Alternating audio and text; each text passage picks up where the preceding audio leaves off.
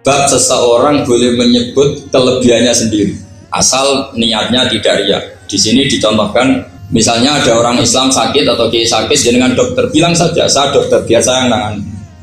Itu boleh, karena motivasi Anda adalah menyelamatkan Pak Kiai tadi atau orang yang sakit, bukan motivasi Anda adalah hadun nafsi, misalnya kalau dalam bahasa keinginan apa? Pribadi. Jadi itu boleh.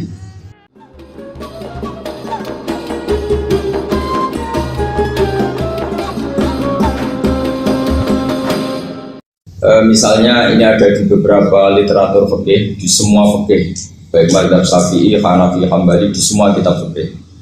Misalnya ada orang mau masuk Islam, terus konsultasi sama ustadz atau sama kiai, Pak saya mau masuk Islam, kamu nggak boleh ngambil sikap monggo ngeteh dulu, itu tidak boleh. Atau apalagi diajak ngobrol dulu, karena 5 menit kita mempersilahkan ngopi dulu itu artinya dianggap kita membiarkan dia dalam keadaan kafir 5 menit dan kita dianggap ikut tanggung jawab. Sehingga di bab, ada ulama yang ngebabkan itu sampai di bab murtad. Termasuk murtad adalah orang yang dimintai mensyahadatkan non muslim kemudian disuruh ngopi dulu atau ngeteh, karena dianggap pembiaran sekian menit masih berstatus kafir. Jadi ibaratnya gini ya, kalau kita mungkin baru bapak-bapak baru pakai celana pendek terus ada orang kecelakaan di jalan, saya tak pakai baju dulu nanti baru kamu saya selamatkan, itu kan naif. Kalau begitu saja naif, apalagi orang yang kafir kemudian pas mau minta disyahadatkan kita bilang monggo mandi-mandi dulu, ngeteh-ngeteh dulu, berarti ada pembiaran sekian menit, dia masih berstatus. Artinya begini, kalau dia saat itu kok dimatikan oleh Israel, berarti mati dalam status kafir. Dan kita ikut tanggung jawab, karena harusnya bisa Islam, andai kan kita mensyahadatkan saat itu juga. Jadi itu bab-bab yang dianggap ekstrim dalam kutubil fikih, bab-bab fikih. Makanya dalam kitab fikih, saya berkali-kali ada non-muslim mau bersyahadat ke saya, itu saya bilang ke santri-santri saya, saat itu juga harus kamu ajarin, meskipun pakai bahasa Indonesia. Yang penting status kafirnya apa? Iya.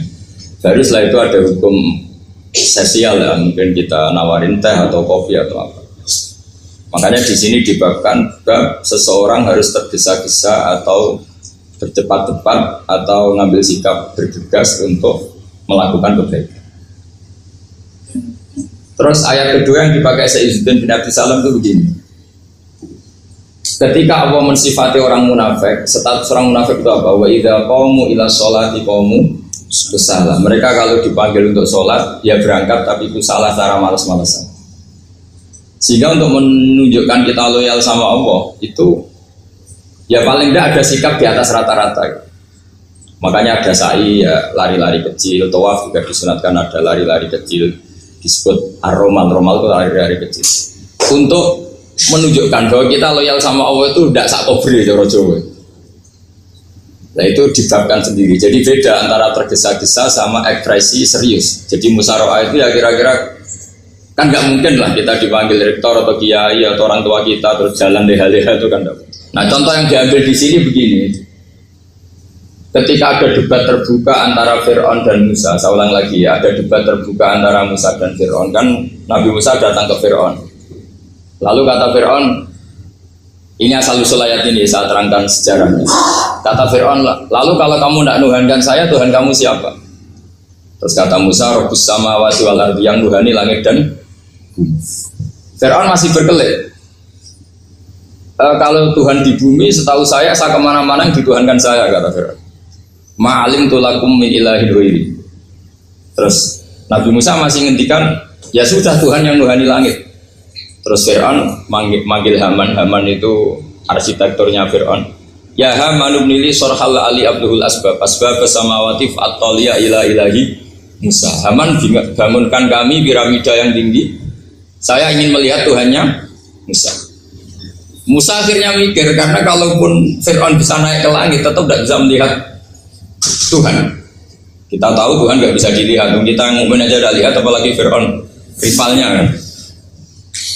Akhirnya Musa ganti argumentasi, yaitu argumentasinya Musa, Rabbukum wa Rabbu abaikumul awwal. Ini perlu diingat dan perlu saya sampaikan. Yang nuhani kamu dan yang menuhani leluhur kamu itu sangat memukul Fir'aun.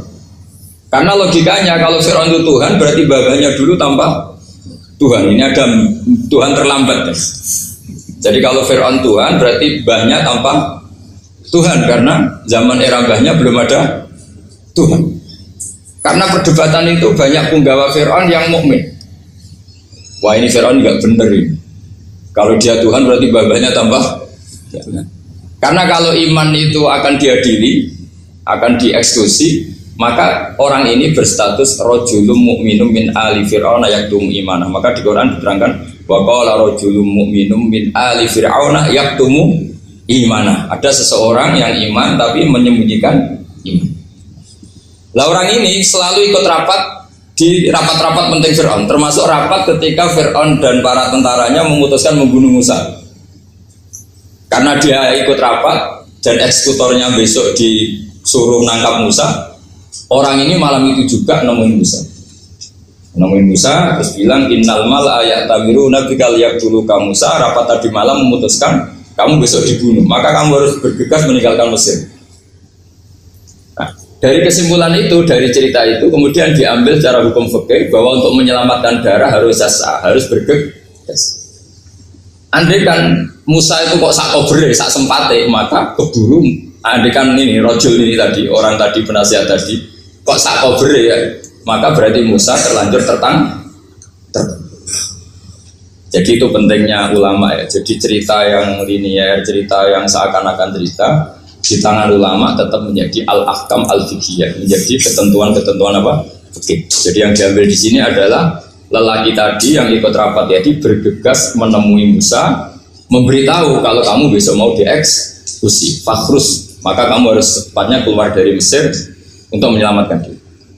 Terus oleh Sayyidzuddin bin Abi Salam dibabkan bab harus tergesa-gesa menyelamatkan darahnya orang apa? Islam. Jadi ini penting saya sampaikan. Jadi al-qasas ya, semua cerita di Quran itu tidak sebagai cerita, karena Quran tidak ingin melahirkan pendongeng, tapi harus menjadi ibrah, menjadi teladan. Jadi makanya terus di kitab-kitab ulumul Quran diterangkan al-qasas ya, beberapa cerita di Quran adalah semuanya menjadi ketentuan fikih. Saya ulang lagi ya, semua cerita yang ada di Quran itu menjadi ketentuan fikih, meskipun alurnya apa? Cerita. Kayak tadi kan alurnya cerita bahwa lelaki ini bergegas nemui Musa supaya Musa cepat keluar dari Mesir. Terus dibabkan babul musaroah ila nusifik. Saya teruskan. Wa kama la ra'ayna ma yaqtulu musliman law tabtu'u alaihi la qatalahu fal musaroah ila takrisihi min wajibatun. Idlaisal unatu mahmudatan fi kulli syai'in falaha mawatinu tuhmadu fiha wa mawatinu tutammu fiha wa kadzalika al-musara'a wal lain wal dhulta wa ghairuhuma. Terus cara berpikir ulama, saya pernah baca dalam satu sejarah ulama besar namanya Sufyan Ats-Tsauri. Sufyan Ats-Tsauri itu menjadi wali itu gara-gara kalau sholat di masjid itu beliau datang sebelum adzan. Saya ulang lagi, beliau datang sebelum adzan. Ditanya, kenapa kalau kamu datang sebelum adzan? Saya ini gak ingin jadi hamba yang buruk. Hamba yang buruk atau pembantu yang buruk adalah setempe nunggu dipanggil. Misalnya kita tahu majikan kita pasti manggil jam 7. Kemudian jam 7 itu Anda masih ngopi, masih tata-tata, itu kan tidak menghormati majikan. Harusnya kamu setempe di jam yang saat itu pasti majikan Anda memanggil. Kata beliau, saya tidak ingin seperti pembantu yang buruk, datang nunggu apa? Dipan. Jadi itu ada beberapa spirit ya, atau inspirasi dari aturan-aturan mahabbah. Sebab itu ketika Allah kritik orang munafik, wa idza qamu ila sholati qamu kusala, ketika dipanggil sholat mereka datang bermalas-malasan. Karena ada cintanya sama Allah, maka datang berlambat-lambat. Nah, berarti kalau ekspresi cinta mengharuskan kita datang bercepat. Makanya dalam istilah lain di Quran ini termasuk balaghatul Quran. Di juz 25 itu istilah menuju Allah itu fafirru ilallah. Kita tahu firar itu maknanya lari apa jalan biasa. lari. Jadi untuk mengekspresikan mahabbah kita, kangen kita pada Allah, cara bahasa Arab isak kita, berontok kita sama Allah, tidak diistilahkan jalan tapi fafirru ilallah, harus bergegas berjalan. Begitu seterusnya. Maka kalau ada orang Islam, terus ini konsekuensi hukum, ada non muslim minta, Pak Bah, saya tolong ajarkan syahadat. Nggak boleh saya bilang gini, monggo ke dalam dulu. Padahal perjalanan ke rumah saya misalnya setengah jam, nggak boleh. Saat itu meskipun sambil berdiri-diri harus kita tauhidkan. Kamu yakinnya Allah itu satu, Tuhan Allah, harus. Karena kalau ada perjalanan ke rumah 5 menit terus dia kecelakaan, belum syahadat, statusnya mati apa? Kafir. Dan kita ikut terlibat karena sebetulnya bisa mengislamkan saat itu juga. Analoginya kayak tadi loh. Orang kecelakaan di jalan karena kita pakai celana pendek, contoh Syria nih, saya tak pakai baju dulu. Habis itu dilides truk. Itu kan kita ikut salah karena kita yang punya kesempatan. Tentu yang disalahkan yang punya kesempatan. Karena merubah status dari potensi kelides truk menjadi sama sekali gak potensi kelides truk dengan kita inggirkan, meskipun kita dalam keadaan tidak ideal. Sama, orang kafir yang mau masuk Islam itu umumnya kiai-kiai kan kadang sebagian disuruh mandi dulu, itu salah sebenarnya. Itu salah sekali, sangat salah. Apalagi nunggu seremonial di masjid, nunggal toko-toko, itu bujutnya salah. Itu gak cuma salah, bujutnya salah. Jadi salah yang akut. Itu salah besar. Kalau seremonial monggo, tapi kalau mengislamkannya harus saat itu. Apalagi seremonial seminggu lagi nunggu tokoh terkenal, nunggu di syuting dulu, wah itu perilaku so, itu bukan mengislamkan itu. Makanya kita yang sebagai peneliti fikih itu kadang itu enggak serg. Masa mau Islam nunggu di masjid dulu, di syuting dan tokoh-tokoh, itu salah. Itu sama dia kamu lihat orang kecelakaan mau menyelamatkan, ini ada wartawan enggak? Minta di syuting dulu, sedang mati ini. Jadi kita normal saja dalam Islam, sesuatu yang mendesak, yang emergensi ya perlakuannya harus cepat. Sehingga dibabkan faslun fil musaroah ila nusifid fitima. Jadi ada beberapa contoh di Quran memang aturannya seperti itu. Makanya semua redaksi Quran tentang menuju Allah diredaksi fafirru ilallah. Makanya di tawaf ada ekspresi romal, jalan agak cepat. Di sa'i juga ada momen-momen kita harus romal, berjalan cepat. Di beberapa aturan juga seperti itu. Ya saya ulang lagi, di beberapa aturan Islam juga seperti itu. Nah sekarang efek di hukum haji. Saya banyak baca literatur haji. Haji dalam aturan Islam itu wujuban tarofian, wajib yang tidak langsung mendesak. Kemudian semenjak ada fakta kita harus nunggu, daftar tunggu, itu kita sebagai ahli fikih itu gamang. Misalnya gini, saya umur 20 punya uang, sekarang berapa daftar? 25 juta ya. Saya umur 20 punya uang 25 juta. Saya jomblo misalnya, ya butuh nikah, ya butuh macam-macam. Itu wajib daftar haji apa enggak? Karena kalaupun daftar nunggu 20 tahun. Nah sekarang kalau ada orang umur 50 tahun punya uang 25 juta, menurut Anda wajib daftar saat itu apa enggak? Wong daftar saja bisa game gitu. Dan kalau misalnya umur 50 ditambah 25 kan 75. Itu kalau orang sumpah sudah tetap mati itu. Maka itu menjadi pertanyaan, apakah fikih ini kita rubah? Karena dulu kan orang itu longgar semua. Karena haji zaman Nabi pun tidak langsung dilakukan saat pertama diwajibkannya haji. Jadi Nabi punya sisi unik. Pertama ada tahun diwajibkannya haji, Nabi tidak langsung haji. Sebab itu ulama berkesimpulan kalau wajibnya haji tidak langsung. Maka fikih itu memang unik. Sholat juga gitu. Ada istilah begini dalam sholat. Watajibu sholat ala kulli muslimin wujuban muwassa'an. Di semua kitab fikih takbirnya seperti itu redaksinya. Wajib sholat dilakukan orang Islam wujuban muwassa'an, wajib yang ada longgarnya. Sehingga ketika zuhur jam 12 WIB kita dengar azan, boleh sholat setengah 1, jam 1, setengah 2, jam 2. Karena memang wujuban muwassa'an, memang ada batas akhir waktu misalnya sampai setengah 3. Nah problemnya begini, misalnya setengah 1 Anda pasti dipanggil majikan kamu yang diharuskan melakukan satu aktivitas, misalnya Anda pilot, yang nggak mungkin sholat lagi di kokpit. Apakah status wujuban wasaan wajib yang longgar menjadi hilang karena setelah itu tidak ada kesempatan lagi sholat? Apa tetap kita sebagai ahli Islam yang agak balelo tapi alim, misalnya ya sudah tetap jadi pilot, nanti kan ada aturannya sendiri, ada rukhsahnya sendiri, ada kemurahan sendiri, kita sudah jadi pilot, misalnya sholat tanpa harus menghadap kiblat, sholat yang tetap di perjalanan. Kira-kira Anda kalau jadi ahli fikih milih mana? Milih harus sholat di depan apa tetap memberi kelonggaran? Gak apa-apa sholat sambil apa? Nyuper sambil pilotin apa pesawat. Anda pilih mana? Karena kalau konstitusi ilmu itu memang harus ada, dengan tanda kutip ya, memang harus ada nakalnya. Kalau nggak nakal malah gak sah. Memang unik ilmu itu. Karena ilmu itu kalau dipaksakan lurus terus, itu nanti malah bengkok karena menghilangkan rukhsahnya Allah, kemurahan Allah. Tapi kalau dipaksakan rukhsah terus, murah terus, nanti dianggap menyepelekan hukumnya Allah. Maka kita yang ahli fikih itu pusing. Misalnya saya sering ditanya, Gus saya ini supir bis, kan musafir terus, berarti saya boleh tidak puasa terus panjang Ramadan? Coba kalau ada jadi ahli fikih mesti bingung. Mau boleh, ya boleh terus supaya orang nggak peduli sama Ramadan. Mau mengatakan wajib puasa, kayak nggak peduli dengan kemurahan Allah yang membolehkan musafir tidak puasa. Coba loh, Anda jangan jadi ekstremis yang misalnya bantah toh protes toh, ini kan.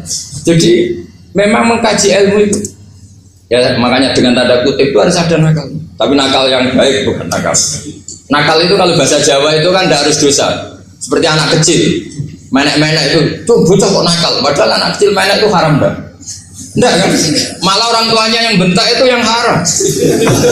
Yang nakal betul ya ibunya yang bentak cerewet itu, karena ibunya orang yang sudah mukallaf, sudah tua, salah langkah yaitu bentak. Kalau anaknya naik meja itu ya sebetulnya bahasanya tidak nakal, lucu. Oh jelas pinter conggo iso munggah meja, harusnya diapresiasi. Tapi rata-rata itu semua akal mencampur gelas. Malah boe malah mecano tabungan. Bapaknya marah tukang nguras tabungan. Sebetulnya senakal-nakalnya anak kecil itu nakal orang tuanya, itu pasti. Karena ini sudah kena fitop, sementara anak-anak belum kena. Saya pernah punya tamu, karena di tradisi Kiai itu sering punya tamu.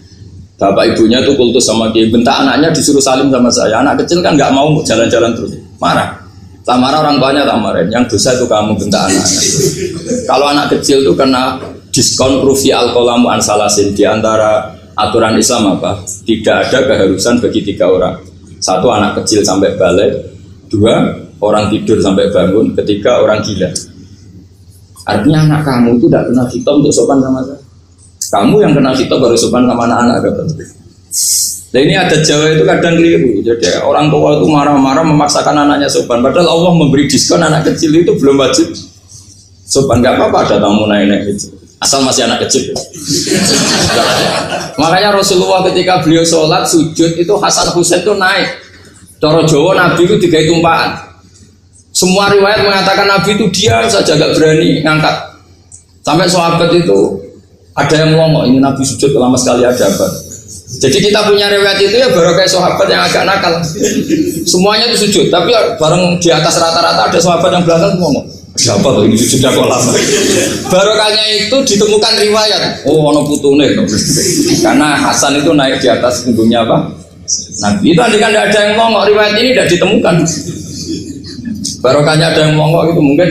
Kalau sekarang mungkin semua masjid melongok karena orang sekarang jarang yang khusyuk. Kalau dulu hanya 1 yang di belakang. Setelah itu Nabi memberi penjelasan, saya tadi sebetulnya harus mengakhiri sujud saya sesuai aturan umum, tapi ada cucu saya tak biarkan sampai dia puas naik punggung saya, sehingga dia turun baru saya naik. Filosofinya apa? Begini, anak kecil 1 udah kena hitop, 2 jangan sampai sholat itu jadi problem. Kalau Nabi nyentak Hasan, membentak, tuh ono bae sholat kok diganggu, maka sholat menjadi trauma. Gara-gara sholat bahasa bentak saya. Lama-lama anak ini trauma dengan sholat karena dianggap problem. Makanya saya termasuk kiai nggak berpendapat anak kecil nggak boleh di masjid. Sering kan anak kecil di masjid, ayo khutbah rame. Saya termasuk setuju tetap boleh. Kalau dibentak di masjid maka dia trauma dengan masjid. Wong saya ke masjid dibentak. Lagi pula kadang-kadang orang tuh gaya-gayaan dong. Wah rame orang khutbah rame nih. Padahal kalau nggak dirapeni anak-anak malah udah tidur. Kita kan tidak bisa menjamin kalau perilaku kita lebih baik gitu. Mendingan kan anak-anak main di masjid dibanding di karaoke kan. Jadi kan Nah ini maksudnya saya, ini fikih ya. Fikih itu wilayahnya, makanya jadi ahli fikih itu susah-susah gampang. Jangan hanya berpikir protes dengan ketentuan fikih, mengkaji yang sebanyak-banyaknya. Itu tadi, misalnya Anda seorang supir permanen, supir bis terutama, kalau truk kan bisa leha-leha, kalau bis kan apa ada deadline-nya ya waktu, seperti bis jurusan Surabaya Semarang, saya kan sering naik bis jurusan Surabaya Semarang. Kadang-kadang supirnya melihat saya tanya, Gus saya ini supir, saya ini Ramadan itu gimana ya? Ya saya sudah ngerti setengah nakal, dan senengnya dijawab rasa poso ya saya takut. Tapi masalahnya secara fikih kalau kamu mengatakan kamu harus puasa terus, kamu melanggar konstitusi ilmu. Memang musafir punya diskon? Boleh? Tidak puasa. Pertanyaannya, bayarnya kapan? Mau Syawal ya nyupir lagi, Zulqa'dah nyupir lagi, nanti sampai Ramadan ya. Nah terus, ya pas kamu cuti, biasanya cutinya pas sakit, boleh diskon lagi karena sakit. Coba. Nggak, Anda kan ada jadi ahli fikih milik zaman. Sahur jam 3:30, ngombe vitamin, pokoknya harus kuat. Itu udah hukum, itu saran. Hukum itu beda dengan saran. Hukum itu hanya berpijak musafir itu boleh store. Kalau saran memang boleh, ya usahakan kamu makan 3:30 pas fit nyumpir. Terus kalau nyumpir selesai jam 10 nanti istirahat. Memangnya majikan bisa ngatur jamnya? Itu fikih. Maka menjadi perdebatan yang namanya pergi itu apa? Menurut Imam Syafi'i pergi itu ya dari rumahnya ke tempat yang asing yang tidak wilayahnya namanya pergi. Menurut Imam Ahmad bin Hanbal enggak. Pergi itu tidak kerja. Jadi orang yang supir yang seperti itu namanya tidak pergi tapi kerja.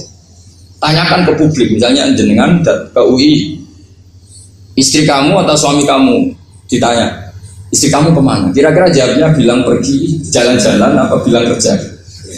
Kerja. Makanya kata Imam Ahmad bin Hanbal, mudi musafar atau orang yang berprofesi, yang profesinya memang harus pergi, kayak traveling atau supir, maka itu namanya tidak pergi, namanya itu kerja. Karena apa? Sekali distatuskan pergi, maka ikut status yang dikatakan Allah dan Rasul, dapat diskon, boleh tidak puasa. Maka terus kita debat tentang definisi. Nah definisi ini penting karena yang menjadikan hukum rubah itu definisi. Misalnya gini mbak ini ngaji saya, statusnya kalau pakai status saya ajnabi, orang lain bapak ajnabiyah, maka hukumnya saya melihat bapak ini haram karena statusnya ajnabi melihat ajnabiyah yang tidak mahram. Tapi kalau di fikih itu ada statusnya. Lagi boleh muwajahah sama perempuan adalah 1 untuk belajar, 2 untuk muamalah, 3 untuk kesaksian, 4 untuk pengobatan. Itu kan ada pengecualian. Sehingga statusnya sekarang mbak itu belajar apa ingin melihat Gus Bah atau Gus Bah itu mengajar itu statusnya bisa rubah ya. Makanya kalau sebetulnya kalau kita marung di warung misalnya Padang, kita nggak pilah-pilah, kebetulan pelayannya perempuan itu masih bisa ditilah secara fikih. Saya muamalah marung cuma kebetulan penjaganya. Tapi masalahnya Pak ini punya daftar penjaga yang cantik, itu masalah. Maka pertanyaannya itu marung ke situ demi marung apa demi melihat? Tidak jawab saja. Demi marung apa demi melihat? Kalau demi marung sepakat yang penjaga yang sangar-sangar juga banyak. Akhirnya kalau demi makan penjaga yang cowok kan banyak. Kalau demi melihat berarti yang dihitung kan niatnya. Berarti karena muamalah apa karena melihat? Melihat. Itu status. Jadi makanya kalau mudi musafar itu namanya orang pergi atau orang kerja? Orang kerja. Maka menurut pikirannya Imam Ahmad bin Hanbal seperti itu harus puasa karena dia adalah pekerja bukan musafir. Lalu dalam masalah jumlah 3 hari misalnya.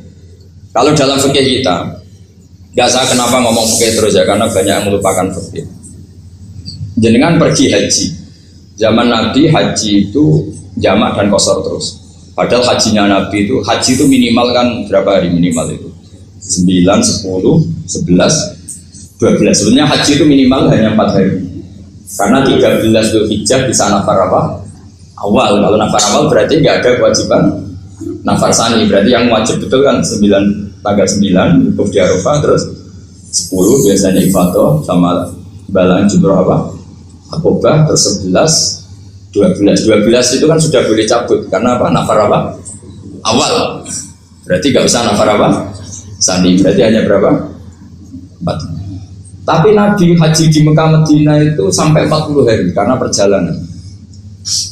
Pertanyaannya, ketika Nabi menjamak dan mengqasar itu cara Imam Syafi'i lis safar, karena Nabi orang Madinah datang ke Mekah dengan jarak 460 kilo, maka Nabi boleh jamak dan qasar. Jadi pikiran Imam Syafi'i, jamaknya Nabi itu lis safar karena pergi.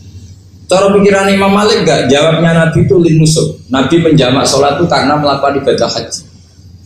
Efeknya adalah orang Mekah kalau haji itu cara Imam Malik meskipun jaraknya dekat boleh apa? Boleh apa? Qasar, boleh jamak qasar. Lalu terus ada pertanyaan fikih lagi. Lalu jamak qasar itu karena pergi apa karena masyaqqah? Karena repot. Coba kalau sampean kira-kira jawab. Misalnya kita orang kaya bawa uang 1 miliar, naiknya Alphard, ada supirnya, ada ajudannya, pergi di jarak 100 kilo. Masyarakatnya kan tidak ada sama sekali, apalagi di tol kebetulan tidak macet. Kira-kira boleh jamak enggak?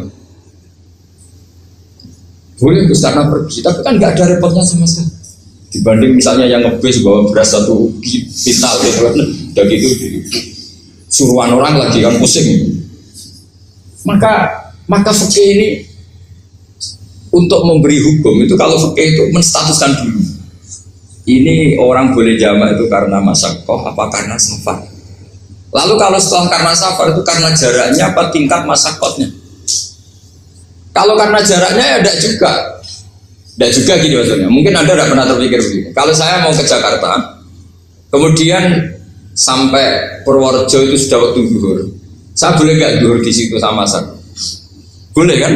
Padahal perjalanan saya belum capek. Artinya nunggu boleh jamak itu setelah kita menempuh jarak itu apa menuju, sedang menuju dan niat. Sedang menuju dan niat. Misalnya saya mau ke Jakarta, saya orang Sleman mau ke Jakarta, itu sampai mana itu Magelang itu sudah boleh jamak kan? Boleh kan? Boleh karena saya mau ke. Nah pertanyaan secara fikih mungkin Anda tidak terlintas. Ternyata ditelepon sama istrinya nggak jadi pergi. Padahal sholatnya kadung di jamaah duhur dan asar. Apakah setelah di rumah sholat lagi? Tapi nggak pernah mikir gitu. Jadi orang fikih itu sudah pusing, makanya jangan diprotes terus. Kita ini sudah pusing. Tapi orang itu enak aja protes terus. Nggak pernah jenengan nanti wajib sholat lagi enggak? Dia bolehnya jamaah kan berdasar berstatus musafir. Ternyata setelah Magelang ditelepon istrinya nggak jadi. Dia kadang sholat duhur dan asar. Setelah pulang masih jam 1. Terus ada asar, wah bukan sholat. Kalau ada sholat lagi apa enggak? Jangan saran. Kalau saran, wah sebaiknya sholat lagi. Itu tidak hukum, itu saran itu namanya. Saran dengan hukum beda. Sholat lagi benar. Ketika ada jaga itu berdasar malas atau berdasar hukum? Apa? Nah kalau Anda sholat lagi, pertanyaannya gini, Allah itu tidak punya tradisi mewajibkan 2 kali. Pertanyaan fikihnya mesti gitu. Dan saat Anda di Magelang menjamak itu melakukan sesuatu yang disahkan oleh agama. Berarti pas Anda jamak duhur asar, sesuatu pas melakukan itu kan berstatus sah dan boleh. Meskipun setelah itu ada masalah, istri kamu nelpon terus pulang. Tapi pas itu kan sudah dinyatakan oleh malaikat sah, Anda sudah duhur dan asar. Kalau melihat itu tidak wajib mengulang. Tapi bisa saja malaikat ada yang usil. Itu sah karena Anda berstatus musafir. Berhubung status Anda hilang, maka poin Anda sudah sholat juga hilang. Kamu milih fikih yang mana? Jadi peneliti fikih itu beda dengan orang-orang yang mendengarin protes. Beda karena nengkuni itu beda karena ada konsekuensinya. Makanya fikih itu sampai saya punya kitab fikih itu dikarang 1 orang itu jumlahnya 20 jilid, per jilid itu segini. Jadi satu meja ini dikarang satu orang. Itu mulai yang presisi, yang detail, sampai yang khayal. Yang khayal juga ada. Yang khayal itu tadi beliau banyak mengkhayalkan gini. Suatu saat Anda datang ke Mekah itu hanya butuh waktu 20 menit. Zaman itu belum ada pesawat. Lalu boleh gak jamak? Boleh gak nakal? Nakal itu begini. Sampai orang kaya punya jet pribadi. Misalnya Anda Ronaldo masuk Islam, orang kaya. Itu bisa gak puasa? Karena begini, misalnya dia orang, contohnya orang Arab ya, orang Arab, jangan orang. Dan contohnya itu dibalik saja. Di sini itu kalau imsak jam berapa tuh? Imsak Ramadan jam berapa? 3:30 aja biar aman ya. Kalau 3:30 kan masih imsak. Dia terbang ke Mekah. Jadi orang sini puasa jam 5 kan mulai puasa, dia terbang ke Mekah kan masih malam, makan terus dia. Mekah mau ada matahari terbang lagi ke barat karena dia menghindari berstatus puasa. Atau sebaliknya dia orang Mekah jam 12 puasa, 12 siang puasa, dia wah kalau 6 jam lagi buka bisa barat saya terbang ke Indonesia terbang baru 1 jam di sini sudah buka. Itu khayal, jadi fikir ada khayalnya. Itu lama dulu sebelum ada pesawat sudah mengkhayal gitu. Bolehkah orang yang di Masyrik ke Maghrib demi itu? Kalau Anda jadi Raja Salman jam 1 kok sudah nggak kuat apa? Puasa, itu diberi saran terbang ke Indonesia. Itu kalau pakai jet kan nggak sampai 9 jam, 1 jam ke Jakarta. Sudah ada wow akbar. Bukan. Boleh enggak? Lo mau kamu tidak bilang, oh nggak boleh. Wong di Jakarta sudah huruf samsi. Masa sudah matahari terbenam orangnya nggak boleh? Bukan. Leja. Apa? Kalau resikonya gini, sampean mungkin nggak mikir. Resikonya gini, kalau dia berstatus musafir, bolehnya buka karena musafir. Pertanyaannya dia wajib bayar.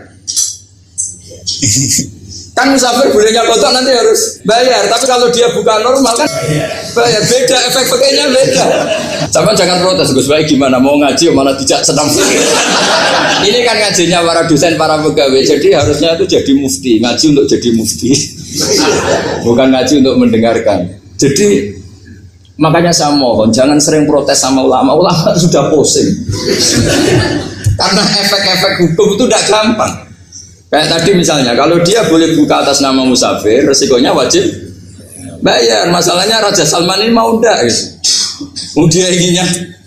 Maka pertanyaannya itu kitab yang milik saya tadi, yang 20 jilid tadi. Ulama itu mulai dulu sudah membayangkan bagaimana kalau suatu saat ada satu kendaraan. Kenapa ulama bisa bayangkan itu? Karena ada buruk. Meskipun mereka nggak numpak buruk, hanya Rasulullah, tapi kan bisa bayangkan ada toyul waktu. Waktu itu bisa dilipat. Karena ulama dulu ahli astronomi, jadi bumi itu bulatnya gini, muternya gini. Berarti suatu saat ada satu ilmu di mana orang ambil satu posisi terus melewati toyul waktu, ngalami lintasan waktu. Mulai dulu itu sudah dibicarakan. Pertanyaannya lalu status orang ini kayak, misalnya tadi orang Mekah ingin cepat buka terbang ke Indonesia. Orang Indonesia menghindari imsak, misalnya 3:30, dia belum sahur. Wah kalau saya di Indonesia ini sifatnya sahur. Wah saya tak terbang ke Mekah. Wah kan terbang di Mekah ternyata masih jam 8. Wah bisa makan sepuasnya jam 8 malam artinya jam 20. Kan enak sih. Baru warek balik ke Indonesia wis jam 1 siang. Jam 1 siang kalau ingin cepat buka terbang ke timur. Langsung buka. Berarti dia kira-kira puasa aja 3 jam. Tapi terus ya mungkin kalau sampean tahu kok sudah repot-repot ngono tinggal turun loh sinetron kok buka dewe. Itu tidak hukum, saran itu namanya apa? Kalau hukum tetap tadi yang dikatakan puasa adalah imsak, mulai jam imsak sampai hurubus. Lalu pertanyaannya lagi, hurubus samsi sampai imsak itu konversi jam apa nyata-nyata hurubus samsi? Kalau yang diliwati khatul istiwa itu nyata fi'lan, kalau dalam bahasa Arab fi'lan awaqiyah. Tapi kalau Anda orang kutub, saya sering kirim-kiriman surat. sama mufti-mufti yang ada di Timur Tengah, di Eropa, konsultasi maksudnya. Orang kutub itu kan tidak ada matahari, tidak ada apa-apa. Jika kalau Anda baca kitab di kutub, mesti Gus Bak ajaran pembohong. Misalnya orang kutub ngaji saya, kamu harus subuh sebelum matahari terbit. Sekali matahari terbit, waktunya hilang. Duhur setelah matahari agak ke barat. Asar kalau matahari terbenam, hilang waktunya. Terus mereka mesti bilang, mataharinya di mana?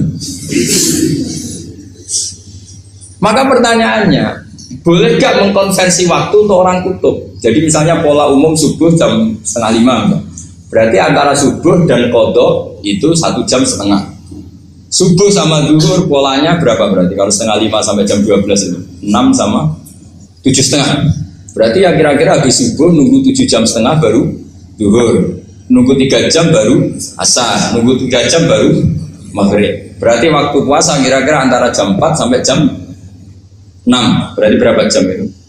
12 sama 2 14 jam. Oke, berarti orang kutub harus puasa 14 jam. Tidak bergantung waktu mata. Tapi ada lagi pertanyaan lucunya gini, lalu 14 jam Gus itu dimulai dari mana? Apa asal 14 jam? Apa harus ada konsensus setarnya? Masih ada PR lagi. Menurut kamu gimana? Ada konsensus setarnya dimulai jam 4 dini hari. Apa asal jumlahnya? Imsak 14 jam. Mikir lagi kan? Itu di Denmark itu ada satu musim di mana siang terus sampai sekian bulan. Siang terus sampai orang sana itu capek. Kenapa ada siang terus? Logikanya kan tadi bumi itu bulat-bulat, juga belajar falak, astronomi. Kalau tepaan kamu di sisi yang barat agak utara atau agak selatan, matahari ini ngentrong terus. Sehingga bumi mulak malik ya kamu kesentron terus karena kita ini kan tepaan di khatulistiwa, di khatulistiwa. Sebenarnya khatulistiwa itu bahasa Arab dari kata khatul istiwa, khatun itu garis, istiwa itu tengah. Islam itu oleh Allah memang dipilih di tempat paling top yaitu Mekah. Mekah Ka'bah itu suratul ardi. Jadi sebelum ditemukan ilmu astronomi itu Nabi sudah ngendikan Al-Ka'bah suratul ardi, Ka'bah itu pusarnya bumi. Sehingga di Ka'bah itu satu-satunya area yang terbebas dari medan magnetis. Karena dari utara dan selatan benar-benar di tengah. Maka potensi jam paling akurat di dunia itu hanya jam yang di Mekah itu. Karena apapun akuratnya teknologi di Amerika atau Jerman, karena jam itu dari logam tetap ketarik medan magnetis, entah berapa 00, tetap kena. Misalnya jam di Jerman lebih dekat mana kalau Jerman? Mesti ketarik medan magnetis, entah berapa kadarnya, karena materi jam dari logam. Sementara di Mekah karena di tengah itu terbebas dari medan magnetis. Nah, sehingga yang segaris dengan Mekah kayak Indonesia itu semuanya khatul istiwa. Nah kalau khatul istiwa normal itu artinya ya 12 siang secara umum ya 12. Sehingga ulama Indonesia kalau ngaji itu lebih gampang, lebih tidak dianggap bohong. Karena ya ada terbitnya matahari, ada zawalus syamsi, ada hurubus syamsi. Coba kalau kitab itu Anda baca di kutub utara sama kutub selatan, murid kamu bingung semua. Ini gimana Ustaz, tidak ada matahari kok semuanya diukur pakai matahari. Lalu pertanyaannya dikonversi kan? Pertanyaannya kalau dikonversi pakai apa tuh? Asal 14 jam, apa harus sepakat dimulai jam berapa? Milih mana? Milih sepakat. Pertanyaannya kalau sepakat, ukurannya siapa yang jadi ahlul halli wal aqdi? Jadi orang fikih itu sudah bingung, makanya saya mohon jangan sering diprotes. Saya pernah ketemu ulama, saya kan sering ikut komunitas di New York. Itu andaikan dibur, itu pas persis Ka'bah. Jadi buminya itu kalau dibur itu pas persis Ka'bah. Lalu pertanyaannya, ada kiblat tidak di sana? Ya bumi kan gini ya. Kalau dalam bahasa falak itu ada rubuk namanya. Rubuk itu bumi yang sewaktu itu hanya yang 1/4. Ya bumi yang sewaktu itu hanya 1/4. Jadi kita sekarang siang, berarti yang baru siang hanya 1/4 bumi. Nanti yang malam ya hanya 1/4 bumi. Ya, misalnya sekarang kita di sini siang, di Arab Saudi kan belum, ini masih 5:30. Ini sekarang di Arab Saudi baru. Lah itu ada daerah di mana dengan Ka'bah itu pas atas sama bawah. Harusnya kan bebas arah. Apa? bebas arah. Lalu orang sana sholatnya itu menghadap kemana? Pernah ulama Yusuf itu minta fatwa ke Rabitatul Alam Al-Islami, lalu kita harus menghadap kemana? Makanya dalam dunia anekdot ulama itu ada anekdot Abu Nawas itu orang yang nggak pernah kalah debat. Dia itu terkenal nggak pernah kalah debat, tapi dia ada ilmuwan. Dia punya tetangga ilmuwan, punya pengaruh besar, semua orang ngaji ke ilmuwan itu. Mantelnya bukan main, karena dia ahli falak, ahli astronomi. Mau nandingi dia tidak bisa, nggak nandingi itu reputasinya jatuh. Orang itu berteori kalau bumi itu bulat-bulat. Kalau kamu jalan ke sini, maka akan ke titik yang suatu saat si profesor ini kemalingan, terus minta tolong Abu Nawas rumah saya kemalingan. Terus lari kemana malingnya? Ke timur. Setelah ke timur, larinya ke timur. Abu Nawas lari ke barat. Terus tanya, sudah tak bilangin malingnya lari ke timur, kok kamu lari ke barat? Nanti ketemu di titik yang sama. Semenjak itu profesornya makal. Oh kamu nyindir. Artinya Abu Nawas gak terima teori anda itu gak bisa. Secara keilmuan benar, tapi secara faktual gak boleh. Berarti kalau ada orang ngejar istrinya lari ke timur, dia harus tetap ke barat. Nanti ketemu di titik. Yes. Jadi malingnya tuh lari ke timur, Abu Nawas ngejar ke barat. Ketika ditanya profesornya, sudah bilangin malingnya tuh lari ke timur, kenapa ada ke barat? Kataan kan nanti ketemu di titik yang sama karena dulu bulat-bulat. Nah, pertanyaannya gini, lalu kalau yang segaris itu ada arah enggak? Kayak Yusuf tadi. Menurut kamu tetap berkiblat apa enggak usah? Loh kalau yang rubuk jelas. Belum gitu, kalau rubuk begini loh, misalnya begini, terus kamu di sini sama sini kan masih ada arah. Tapi kalau sini sama sini masih bisa kiblat. Sama enggak usah protes, orang protes sudah pusing, enggak usah diprotes. Karena yang dipikir itu macam-macam. Nah ya makanya ini mengkaji ya, saya mohon ya kayak tadi ini mengkaji, saya mohon saya cukupkan sekian. Sementing apa ya, kita ada respeknya lah sama ulama. Jadi ulama itu susah, mikirnya susah, harus tanggung jawab di depan Allah, di dunia diprotes terus.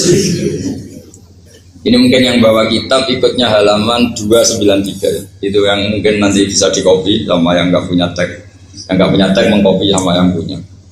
Di sini diantaranya itu ada bab faslun fi dzikri rajul manaqiba nafsi. Bab seseorang boleh menyebut kelebihannya sendiri, asal niatnya tidak riya. Di sini dicontohkan, di sini diceritakan ketika mau masa paceklik. Saya ulang lagi, masa paceklik itu Nabi Yusuf karena merasa amanah dan merasa punya kemampuan mengelola ketahanan pangan, beliau bilang ke rajanya, qala ja'alni ala khazainil ardi inni hafizun alim. Raja, jadikan kami pengatur ketahanan pangan karena ini hafizun alimnya dan saya terpercaya. Hanya Nabi Yusuf seorang nabi tentu panutan, beliau menonjolkan kemampuannya itu boleh asal untuk kemaslahatan. Misalnya ada orang Islam sakit atau kiai sakit, dengan dokter bilang saja saya dokter biasa yang nangani. Itu boleh karena motivasi Anda dalam menyelamatkan Pak Kiai tadi atau orang yang sakit, bukan motivasi Anda adalah hadun nafsi, misalnya kalau dalam bahasa keinginan apa? Pribadi. Jadi itu boleh. Jadi ini di beberapa contohkan, ya ayuhanna su'alimna mantiqat thairi wa utina min kulli syai'. Nabi Sulaiman itu bilang gini, wahai para manusia, saya ini bisa bahasa burung apa saja dan saya bisa melakukan apa saja, wa utina min kulli syai'. Nabi Sulaiman ngendikan begitu karena ingin menunjukkan betapa sayangnya Allah ke saya. Sampai saking sayangnya Allah, saya bisa menguasai bahasa burung, bahasa binatang. Jadi motivasi seorang Nabi itu ingin menunjukkan betapa kudrohnya Allah tidak terbatas. Nah buktinya apa ya? Buktinya Sulaiman, sama tak cerita. Nabi Sulaiman itu kalau ke masjid itu mesti jagungan sama orang miskin. Terus beliau bilang gini, miskinun yujalisu miskin, ayo podo kerene jagungan. Karena beliau dengan kenabiannya meskipun kaya raya itu tidak merasa punya sama sekali karena semuanya milik Allah Subhanahu wa Ta'ala. Dan beliau buktikan beliau kaya raya itu untuk bangun Baitul Maqdis yang semegah itu semuanya pakai asetnya Nabi Sulaiman. Kita bisa memperkerjakan jin dan setan juga untuk bangun Baitul Maqdis, bukan untuk bangun dirinya, rumah dirinya. Ya ini dicontohkan satu Nabi Sulaiman, dua Nabi Yusuf. Terus ketika contoh yang diambil, setiap nabi ketika pidato kepada umatnya mesti ditutup dengan wa analakum nasihun amin. Saya ini adalah penasehat yang terpercaya. Jadi ajaran saya bukan ingin menyengsarakan kamu, tapi wa ana lakum nasihun amin. Saya adalah penasihat yang baik. Artinya akan menonjolkan diri. Jadi boleh asal itu untuk kemas lahat. Jadi di sini ada sekian contoh, mungkin bisa diakses di halaman 293 di bab faslun fi dzikri rajuli manaqib nafsi. Terus kalau contoh hadis, Nabi sering ngendikan begini, ana sayyidu waladi Adam wa ana awwalu syafi'in, dan saya adalah nabi pertama yang punya hak syafaat. Tapi Nabi ngendikan seperti itu supaya orang punya harapan ketika di mahsyar. Sudah kalau di mahsyar nyari saya karena saya diberi hak syafaat. Jadi asal niatnya untuk maslahat gak apa-apa.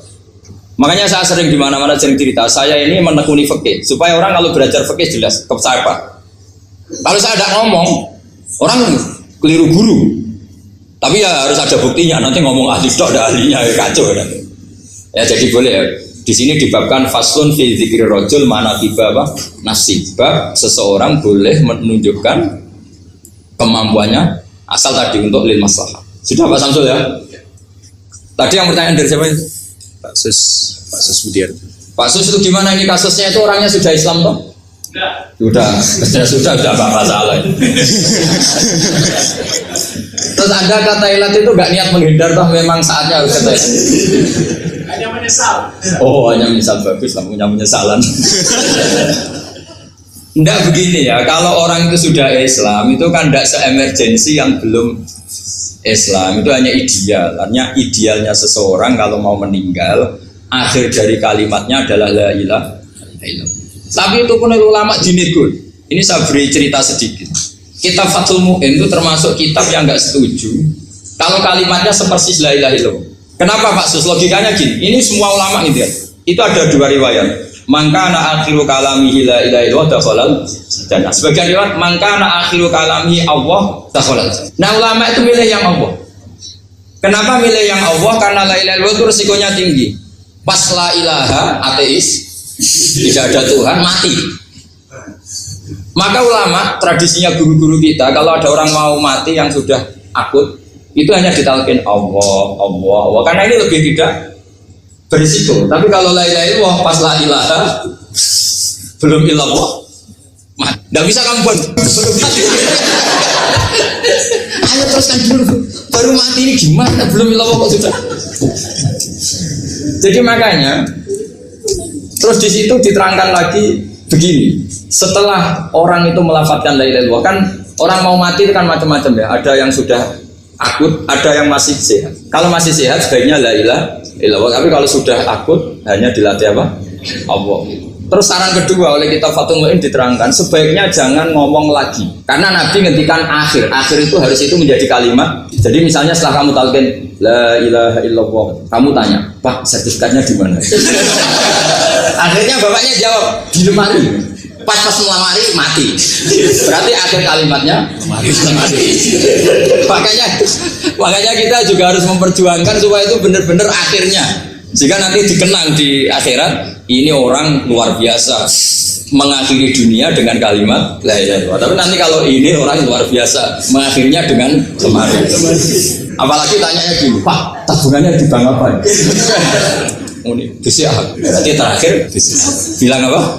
Bisa. Jadi itu ada aturannya. Jadi kalau nalkin orang sudah melafadzkan kalimat tauhid, jangan dijak ngomong, karena kalau diajak ngomong lagi terus mati, yaitu kalimat terakhirnya. Assalamualaikum warahmatullahi wabarakatuh.